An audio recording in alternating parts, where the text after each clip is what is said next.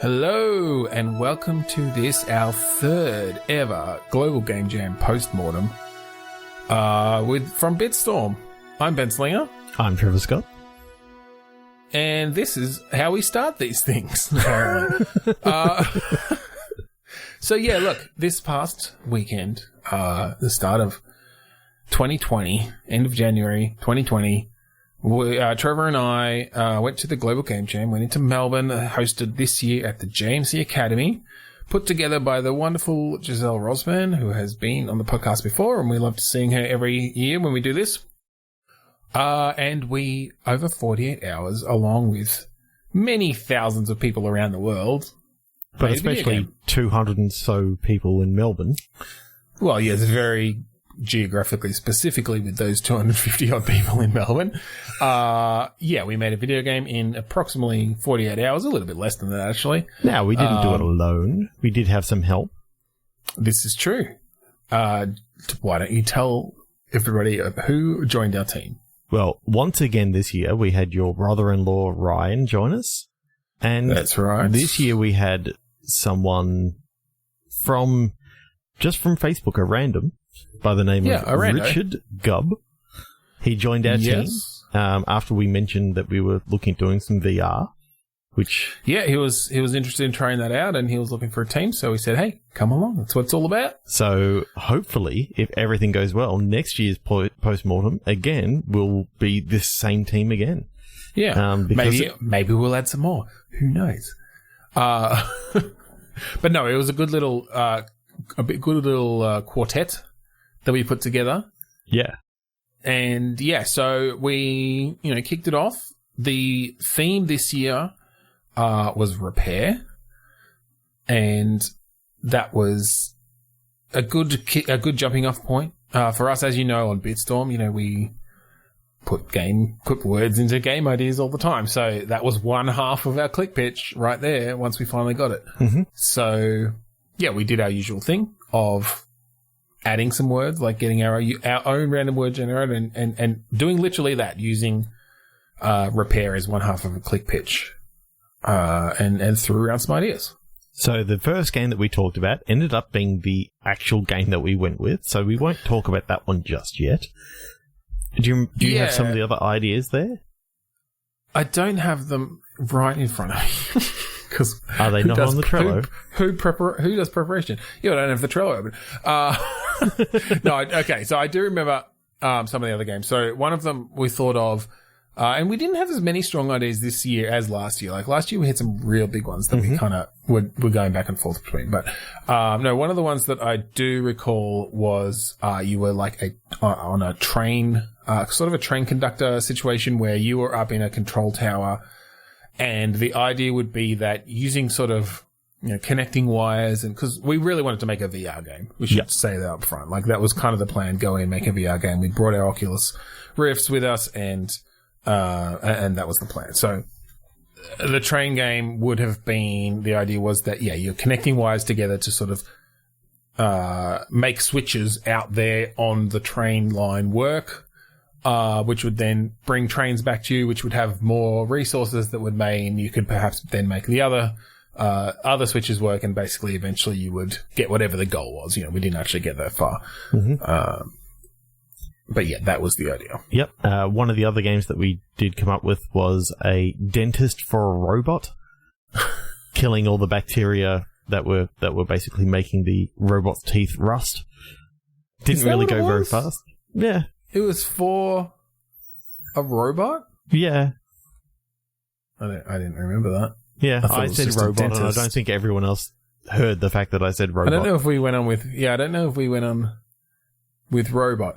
But I do remember that I think, part of that game was that you were going to be able to like maybe shrink small, like it was kind of you shrink down and go inside the mouth and stuff, and you're sort of banging on the teeth in different ways. Again, sort of trying to get that visceral VR experience happening.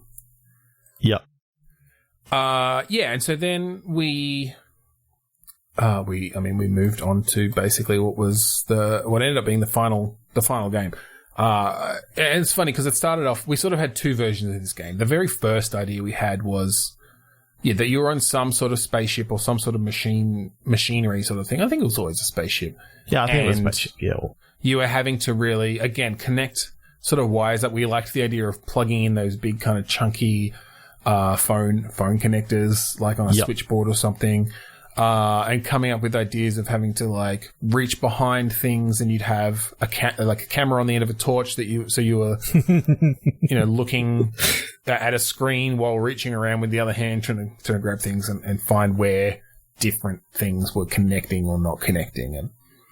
And the idea of having different coloured wires that you had to connect up, and occasionally like there'd be something happen to the camera and it'd go to black and white, so you had to trust the pattern on the wires, and it was way too far out of scope for a 48-hour game. Yeah, like how are we going to do it? So we did it on a click pitch, and we came up with the word balance, and I think it was Richard who came up with a general idea of kind of having to balance different systems like that. And so the idea that kind of snowballed then into the idea that we ended up doing, which was this game where you're in a spaceship and you've got 5 different systems in front of you that all have to be powered up by these kind of power cores, and they start failing basically, and so you'd have to be switching these power cores back and forth to decide what was most important to be powered at any one time. The systems that we first came up with was the lights, the like stability / gyros, oxygen / life support, communications, and cryogenics. Basically, you had to power up the cryopods that were behind you. Yeah, so we kind of decided, and we came to that one a little bit late. When I say a little bit late, this happened all over the course of about an hour or so. Yeah, it was pretty quick, but we sort of realized, oh wait, what if you're hauling these cryogenically frozen people, and if you don't keep them, cold enough by powering up the system, then they start to die off. Which sort of we figured gave it a bit of stakes. Yeah, you're not just trying to keep yourself alive, you're trying to keep, some other humans alive. Yeah, and we actually had a very interesting idea that we didn't end up really implementing, which was that you would have to either sacrifice yourself to save the people in the pods, or be selfish and let them die so you could live. Yeah, didn't end up sort of going down that route in the end. I liked where we ended up, which was sort of like you had a couple of different win / lose states. Like you had 2 different win states, one where you kept all the humans alive, one that some of them died, and then you had lose states in which you ran out of oxygen, or you killed all the humans. We ended up going down this route of there's actually in the end some fairly in-depth narrative stuff in there. I kind of took the lead and started writing some stuff as we were kind of developing these things and deciding how we were going to trigger off, like when the different power cores die and stuff. I was like, okay, well maybe it's based on timing and that sort of thing. And then we sort of came up with this idea. We sort of came up with this idea of that you were waiting to be rescued because you'd made it this far and now you're failing and you just had to stay alive long enough for this rescue ship to come. But as I wrote this thing, it sort of really ended up going down this like kind of anti-corporate way where the whole thing was that you were basically this peasant who had been sent on this huge multi-year journey away from your family with the promise that you would be paid out and your family would be rich, just like the 0.1% that rules this universe or this galaxy. And especially so this planet of treat you like dirt. This planet of McEarth, yeah. So I came up with some nice little the floating city of Melbourne. I kind of figured it. I kind of started thinking, just because we're in Australia, that like Australia had become the corporate center of Earth somehow. I'm not sure how that happened. but I'm sure we could come up with some reason, like we're isolated enough from the nuclear pollution of the northern hemisphere.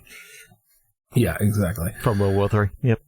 So that was fun, and in the end, not many people read it because it's actually hard to read it coming up on the screen as you're trying to do all this stuff. But it was fun writing it. Yeah, I've played it numerous times, and just today I read some dialogue, and I'm like, oh, I haven't actually seen that bit of dialogue before. Because usually when I'm down to one core, I'm like, oh shit, I can't go. I've got to go. I've got to go. Move things faster. So one interesting choice we did make, which I'm glad we changed, but originally the comm system, originally we had the comm system as something you had to power up. And so literally if you turned it off, you wouldn't get the text coming up and the exposition. But given that we were kind of using that text to explain, like to say things when your cores died and give some context to stuff that was happening, as well as the possibility of, like, originally I thought, okay, we could write some stuff where if you turn it off and then turn it back on, it will pick up sort of where it left off after a little bit of a... Yeah, and you had some narrative stuff in there. It's like, oh, I lost you for a second. And and I had that trigger at one point. But yeah, eventually we decided, okay, actually, we just need to leave the comms on the whole time. Yeah. And we just made that the navigation. Although, I think it's kind of like the beacon almost. Yeah. It's like your guidance is what it's actually called in the game. Yeah. It basically sends out a signal so that the robot ship can actually come pick you up. Come find you. So if your signal strength goes too low, then the progress of the rescue will halt, and so you have to keep that powered up to finish the game. One of the earliest things that we sort of set in place was the gyro. I remember the original version of it, which just had we had a really dodgy window in front of us, and we parented everything else to that, and just saw what it felt like to be continually turning around. And I think that's when we knew we had something good. Yeah. Because it felt like, because I think, did we have the planet at that point? We had maybe a big sphere, we just maybe. Had one of the earlier planets, and then we finally found one on the Unity store that was good. You know, as our saying goes, everything's fun in VR, even spinning aimlessly through space. So the fact that we sort of managed to put together this scene where we had the single spotlight and we were spinning this window around and you could see the stars and the backdrop moving and the lights kind of moving across this window. I mean, it made you sick for one. Because we had it up too high. Yeah. Or when we had it up too high, it did. But yeah, it was I still reckon we could turn it just a little bit higher, because I still don't find it that uncomfortable. It's true. Most people we saw playtest it eventually. It wasn't too much of a hassle for them to just leave the stability core. But a few people said, unpowered. This is making my stomach feel a bit weird. I'm like, good, that's a good level there. We were a bit concerned about the whole motion sickness thing, but no, I think we got pretty close. I mean, basically you're staying in the same spot the whole time as well, so you're not having to teleport around or anything like that. In the latest build, you can't even turn around anymore with the thumbsticks or anything like that. It's only sort of facing forward. You can turn around physically to see what's behind you. Ben had a great idea of putting in a whole heap of just spent cores, and it looks really cool with a particle effect that I put in. Yeah, Trevor put together a really nice kind of smoking particle effect that we have off the spent cores. And, we just sort of got them floating around in the background. Yeah. So, I mean, really, the way that it all worked was quite interesting. We set up, the Trello very, very early.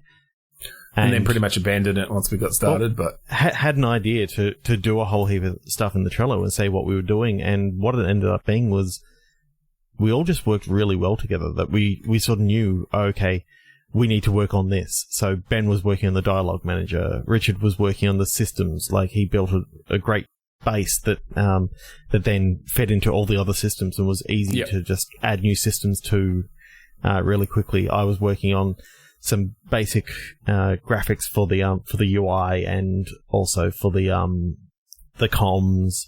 And very early on, you did a lot of stuff with the back. You put together stars and the planet and so the backdrop and stuff. Put together an early version of the core. Very artistic. I was putting together a lot of the just looking for different visuals and getting Look, I think some one of of the the basics reasons we do work so well is I think we were all quite good at knowing when to stop working on something because it was going to take too long. Yeah. Like with cutting the comps thing, or like that something was going to get too complex. And actually very early on, because what we sort of envisioned with the cores is that it would be that real sort of slower, like slide the core into a hole and twist it to kind of, to enable it, and then the opposite motion to pull it out, which I think could be really good in VR, but we had that. We were working on that for like an hour and then decided, no, maybe, the first thing, that was the first thing I started working on was, okay, I'm going to get this motion happening. And, there are some systems in place to be able to do those sorts of things. Like, so from a technical point of view, we're coming into this with just the Steam VR API for Unity, which gives you some really nice stuff. It does all the stuff with the hands and lets you grab things and throw things and that sort of thing. Interact with things. And gives you like nice little events to hook into, but and it also gives you some things like the linear drive and the circular drive, which basically constrains things to a certain axis and lets you interact with them, like pull them between 2 points, and gives you events then, like when it's all the way open or all the way closed and that sort of thing. It was very hard to find out how to get them to interact with each other so that you got down to a point and then you could turn a linear drive into a circular drive and vice versa. So the first thing that I ran into was I couldn't figure out how to disable the linear drive. Basically I wanted it to go straight for a certain amount of time, stay on that one axis, but then once you either pushed it in all the way, I wanted it to then be stuck on that axis and become a circular drive where it rotated. Or if you'd pulled it all the way out, obviously we wanted it to then attach to your hand and be something that you can move. But, I'm sure there are probably ways to do that. But in the time frame we had, we couldn't figure out soon enough. And we were like, wait a sec, it's not necessary. Like, that's a fun little, VR, interaction, but we could just have them pop into place. Like, we can you put them in a slot and they pop into place when you let go. And probably within half an hour after that, I basically had that working, right? Yeah. In fact, on Friday night, by the end of Friday night, we actually had a fairly rudimentary version of being able to put all the cores in place. And sure, they weren't connected up to systems yet, but I think the stability was hooked up by that Friday night. Oh, yeah. So, we actually, by that Friday night, had sort of a working prototype where you could hook up one system, and if the core was powered up, then it would power it, and otherwise it would, like, change the state of things. And so, we were pretty happy with that. Oh, very, very happy with our progress. In fact, this was pretty much our easiest global game jam to date. Like, there was no stress. It was just chill. Well, for me anyway. I'm not sure about how Ryan and Richard felt, but no, you and I were pretty chill. I don't know if that was just because we were just there to have fun, or we knew we were pretty far ahead by that point. And having done 3 now, I feel that we were very much in the right headspace throughout the entire weekend. We didn't spend as much time. Sort of, I was envisioning, spending a bit of time, playing games. Yeah, taking some longer breaks and stuff, but other time away from the game. But because the game was so fun and we were enjoying it so much. Well, that's it. I think it's important to have outlets for the times that you need them. We just kind of haven't needed them. We've been lucky that as we've done these game jams this time and in the past, we've sort of come up with a good idea, and all we've wanted to do really is just keep working on it and see how far we can get with it. And so particularly this time, everything was just coming together really nicely. I was just, all right, well, let's see how far we can get. And, by lunchtime on Saturday, we were like, we're going to have a lot of time to polish this. Like, this is fantastic. Yeah. So a lot of the rest of the time after lunchtime Saturday, which is, not even 24 hours into it, was, okay, how much further can we push this? And I mean, Ryan did a fantastic job on building out the ship and, like, adding, cryo beds and all this sort of stuff that we were thinking that we weren't going to have. I spent some time actually building like an initial model of the power core, which he then went away and built a much nicer looking power core that then you built a shader for. But that was good because you gave him the nice, because so let's we're sort of talking about this in a way like that it all went perfectly, and I mean it went very well. One time that the first time, the only real time that I was particularly worried was around about like before lunch on Saturday. We kind of hadn't locked down the scale of the scene that we were in. We weren't really talking to each other about what we were working on particularly, and it felt a bit like it wasn't coming together. We weren't at the right spot. I just started getting that feeling like, okay, we need to be a bit further on than this. But having said that, we talked about it and we got on the same page, and then we pretty quickly figured out the good scale, and it started feeling better, and we placed the little power connectors and core connectors and were able to sort of really because the original console was feel like absolutely massive compared to the VR size, so you couldn't physically actually reach all the parts. But then the way that Ryan did it after that was he provided just an individual console that we could then place wherever we needed to. Once they were placed, it actually felt like, oh wow, this is actually the perfect position away from us. It was figuring out that flow of Ryan working on models and how we needed to deal with them, and which bits he placed like on the core mesh and which bits he kind of made separate so that we could use in-game and place them in Unity so that they were more easily tweaked and managed. Now, in saying this all, it doesn't mean that, you know, everything went 100% smoothly and all that sort of stuff as well. Like, I know that there were a couple of times where two people were editing the main scene. Yeah, we definitely lost some work here and there, mostly just hooking stuff up, luckily. It wasn't, you know, I know I had to end up putting all those mesh colliders in 2 or 3 times. Because we, you know, the way we'd set up the model, unfortunately, we realized in hindsight was not ideal, because basically if you started putting any objects onto that model, we couldn't make it into a prefab properly, and it was editing the scene itself. So that caused some issues. Definitely caused some issues, because we found out that prefabs from models, you can't actually edit and save properly in Unity. Had we made a you know, empty that it was part of, then it would have been a lot easier to actually combine together, and that's something that we can next time we will know. Something that we know for the future.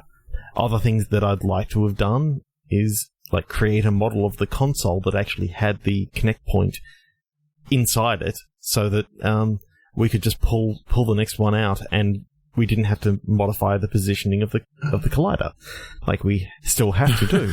Right. But, you know, these are things that we've taken away and we're going to learn about.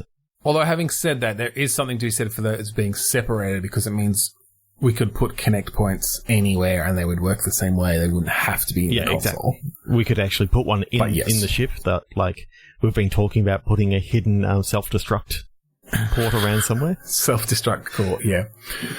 Yeah, well, look, I think we'll get to the stuff that we didn't get to do and ideas that we had. I did want to talk about the sound and the music. Because, you know, as we've known in the past, and we haven't done in the past, it's actually good to get onto that early. So we actually, Richard did go down to audio, I think on Friday night, to give them at least some of the basic ideas that we needed for sounds. A great guy by the name of Mestro. Yep. And he loved our little pitch and started going away and just doing some work on some sounds himself. And even though we were originally thinking of not having too much in the way of music, he actually came up with like a set of loops that we could put together as we wished. We didn't have time during the game jam to actually put everything together. I just put like the... Yeah, unfortunately, particularly because we had some issues with the music transitioning between scenes and stuff, the game jam version didn't have music during the game itself. But Trevor, over the last few days since then, has been doing some additional work and cleaning some things up and making things work better, including putting together the music. Putting together a brand new console at the very start that you can actually have a little mini tutorial and learn how to use the force pull that Ben created on Friday night. Yeah, that I whipped together. I spent that was actually one other thing that kind of didn't go right, because if you've played VR, you know there's a bit of a force pull technique where you can kind of point at something and grip it and it'll come towards you. So first of all, you know, usually that happens when you're pointing at something, which is fine, and that's how I started.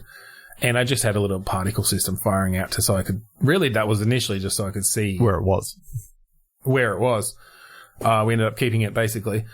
But I thought, okay, well, I'll just add some physical force to that object. I should say that we decided that we weren't going to have any gravity.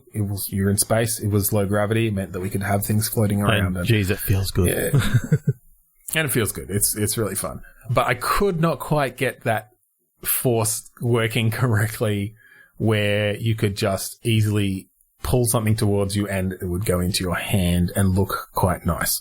So we ended up just basically snapping it directly into your hand no matter the distance, which actually feels fine in the end. It doesn't feel as good as what it was feeling when we decided to put the throwable script and the force pull on the Earth. Yeah, we had some nice moments playing around. I accidentally put gravity on the Earth and Ben saw the Earth. While I was in the game, I was sitting in the cockpit of this ship and all of a sudden the Earth fell out of the sky. I was not expecting it. We laughed for quite a long time. It is one of the wonders of Unity, actually, how much you can make changes to the running game as it's going, and particularly when someone else is in VR and they can't see what you're doing on the screen. I didn't realize. You can have all sorts of fun. I put the throwable script on there, but when you put and it adds a rigid body with gravity straight away, and that's what I was actually trying to do. I was trying to surprise you in that you could grab the Earth, but instead it just dropped out of the sky. Oh, I wish we had a video of that. That was a really funny moment. Yeah, that would have been a great moment to actually have.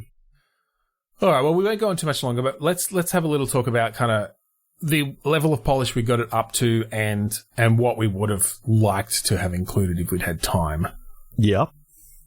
So, we were pleased we got lose states in, we got win states in, we managed to, if you get to the end and that's something that we haven't actually done before, because if you actually play the previous games that we did, Boom, you couldn't actually lose or win it, even if you fully downloaded the game.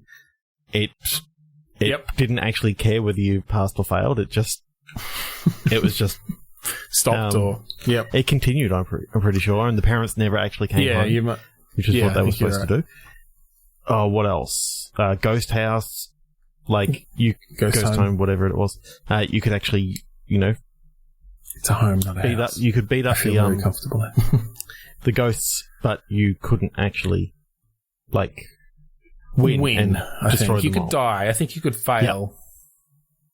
But you couldn't win it. But so we were pleased. We got in actually sort of multiple lose states, technically multiple win states. It just sort of plays different dialogue. You've actually heard us say words that we never thought that we'd be saying in this, and that's Unity instead of Unreal. The last couple of games have been in Unreal, and this time we decided to actually go Unity.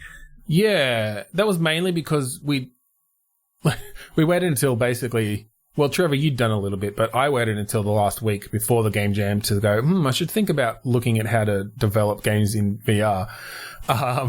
And so I messed around a bit with Unity and sort of got some things working, and then I was like, but I really like Unreal for some stuff. Started looking into that, and I realized, okay, this is going to be... It's just way too... There's a lot of difficulty getting it working properly in Unreal and getting certain things working. And I'd had that experience a little bit with some other things, like some navigation stuff and different things, where I just managed to get it working so much quicker in Unity.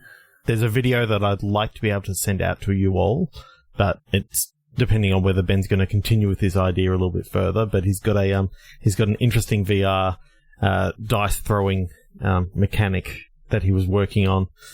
Just with the Steam VR set up. And that's really what made me realize, okay, we can do this. Because just over a few nights, I put together, this nice little dice throwing game that I think I will try to continue with. So don't say too much about it, but I won't say too much about it because I actually think it's a really neat idea. The cool thing was that we went through a couple of different like APIs and that sort of stuff. So we tried the VR toolkit. We tried I've tried in the past just Oculus itself, and we found that Steam VR, not only would it allow more than just Oculus to be able to be played with it, but also was very easy with all the interactions that it actually provides within the system itself. It's got some nice little classes and components that you can very easily throw onto things and to rapidly prototype, which is exactly what you want to be able to do at the Game Jam. The fact that we didn't have to think about, can we turn this into a throwable, is literally chuck a throwable script on, and you immediately get throwable and interactions and rigid body installed straight away, and you can throw anything around without even thinking about it. Yeah, it all just works. You can hook anything into the events for when you pick things up, when you throw them, when they, leave your hand, different things. So, and look, the beauty of VR really in these situations is, unless they're directly interacting with the stuff with the VR headset and hands, it's just like a normal game at that point. So it's all the same stuff that we already kind of knew from previous development. And, working that was cool. There where we had two people with VR headsets and two people without wasn't actually as hard as what I thought it was going to be. No, it wasn't too bad. And again, thankfully, Steam VR has a nice little thing where you can kind of test things out in a very rudimentary way without VR, just by kind of dragging them around the scene and stuff. But that means you can test your interactions, you can test your connections, you can test your actual game stuff. And then, we just periodically, one of Ryan or Richard would say, hey, can I test out this scene or test out this system in the VR to see how it feels? And build it. We tried to do it as quickly as possible. Sometimes it took half an hour. Sometimes it took 3 minutes. Depends on what we were working on at the time. Especially because when I was working on the particle stuff, it was like I just needed to get this particle stuff done now. Especially the smoke. I made some. There was a good hour or so that Trevor was sitting there copying and pasting bits from like Perlin noise or something, and into Photoshop to get these nice little smoke particles that would change every time. It looks amazing, but it was worth it. It came out looking really nice. And it's all my own asset, and I feel really good about that. Yeah, that's awesome. And look, that was it. We did use obviously some asset store stuff. The star map. The world itself is a free asset store thing, and some materials, but I think some materials. Well, did Ryan make all those materials? I think he made most of them. I think, I'm not sure. And then we do still have the Steam VR hands in there. But no, everything else was ours. I was pretty happy with that. Yeah. So, and one of the things that has been said by a lot of people is, wow, this actually feels really good, and can't believe that you actually did this in 48 hours. And the version that we're going to be taking to the play party in like a week and a bit is going to be even better than what we finished off the Global Game Jam with. Yep. It's got full music now from Mestra. Yep, we might even try to voice act some stuff. I don't know if we'll get that in there by then, but it would be nice to have some of my amazing writing actually be heard. No, we'll see. But yeah, a great little tutorial scene and a track scene that Trevor's been putting together over the past few days, as well as just some general fixing of bugs and other things. Yeah, there's been a few bugs, and now it's all seemingly working well. So hopefully, Ben will have a new build up on the itch. Yeah. So if you've got to the end of this and you're like, well, just let me play the fucking thing. Well, you can. You can go to the Global Game Jam site. It is up there. It's a bit harder to find there, or you can go to, and I'll get this right this time, bitstorm.itch.io/core-repair. And we'll put a link somewhere. Yep. Go to our Twitter as well. It's around. We're spoken everywhere. If you aren't able to see that, just go to our YouTube channel, and you'll see Core Repair. There's actually somewhat a gameplay loop that I recorded. It's basically a full playthrough, a winning playthrough. Yep. You get to see some of the dialogue up there, and you get to see the general gameplay. Yeah, it makes it kind of hard when in VR you can actually see, when I'm looking at the communication screen, I can see everything on it, but in the filming, all you can see is the bottom part of it. So it's a little bit harder. Yes, yeah, the field of view is different. Yeah, but it gets captured. But that's fine. And look, if you do have a headset, we've only tested it on an Oculus Rift, and that's CV1, not Rift S. Yeah, but look, I think the APIs and stuff are pretty good now. It should probably just work on others. So hey, if you try it, let us know, and that'll be cool to know. We won't be able to test it because we don't have anything else, but sure, I've got a Google Cardboard around here somewhere. Doesn't quite work the same. So, all right, I think we've jabbered on enough here for a bonus episode. But yeah, look, we always have a lot of fun at the Game Jam. You can possibly expect to see some more VR development stuff now that we're kind of in that little mode over the next few months. Maybe we'll jump into one of the other game jams that happen throughout the year. Yeah, that's it. We were thinking maybe we'd do like a Ludum Dare or something, or maybe one of the longer game jams that we can do over a few weeks to try to get something else built. And who knows, we may even rope Ryan and Richard into helping us out with those two. Into working with something. Because I thoroughly enjoyed working with those two. It was good. It was good. All right. Well, thank you for listening to our little self-indulgent game jam post-mortem. Hopefully you found it interesting enough, learned something, go try out the game.